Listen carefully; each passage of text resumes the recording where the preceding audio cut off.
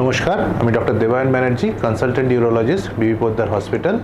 আজকে prostate cancer সম্বন্ধে আমরা কিছু গুরুত্বপূর্ণ কথা জেনে নেব।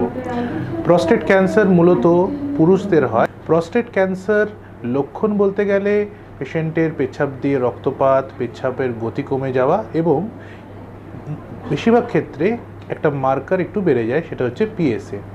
সেই জন্যে পুরুষদের একটা বয়সের পর, মূলত 40 থেকে 45 বছর পর থেকে রেগুলার টাইম ফ্রেমে পিএসএ মনিটরিং করা দরকার, মূলত 1 বছর কি 1.5 বছরের মাথায়।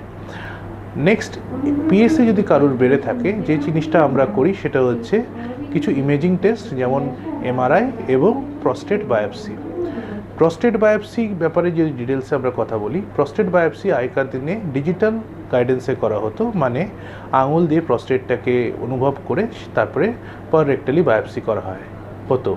কিন্তু এখনকার দিনে এটা একদম আন্ডার আল্ট্রাসাউন্ড গাইডেন্সে করা হয়, আইদার ট্রান্সরেক্টাল অথবা ট্রান্সপেরিনিয়াল। এতে প্রস্টেটের একদম সঠিক জায়গা থেকে বায়োপসি নেওয়া যায় এবং আননেসেসারি পাংচার অনেকটাই কমে যায়। পেশেন্টের কমফর্ট লেভেলও অনেক বেশি এবং র্যাপিড ডিসচার্জ, দিনের দিন ছুটি এবং পোস্ট অপারেটিভ পেন, ব্লিডিং এবং ইনফেকশনের চান্সেস অনেকটাই কম।